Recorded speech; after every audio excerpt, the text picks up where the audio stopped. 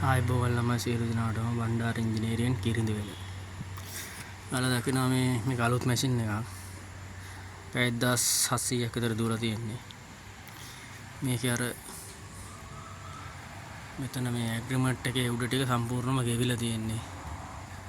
මම පෙන්නන්නම් ඉතුරු වෙනවා ගොඩක් පෑයියන් එන්නේ.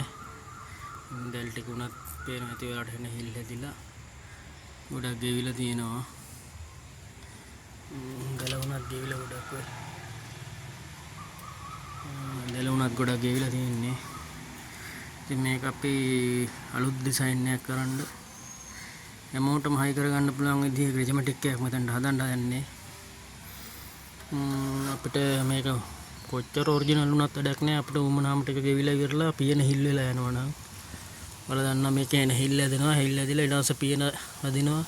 අර දින වලට පේන දින පාරවල් මලකට කාලා තියෙන්නේ. ඒ හිල් වෙලා පියනේ වැදිලා ගොයම් පාර. පේනවා මේකම එන්නේ එහෙමයි. මම ඔක්කොම ටැග් වලින් ගෙලෙව්වා. දෙන්නේ ගලවපු කෑල්ල. මේකේ මේ ටික උමනාම ටික ඔක්කොම ගෙවිලා කඩලා ගිහින් තියෙන්නේ. ඊට පස්සේ වැඩක් නැහැ. පියන හිල් වෙනවා. රයිට් දැන් අපි අලුතෙන් එකක් හදලා ගහන්නයි යන්නේ.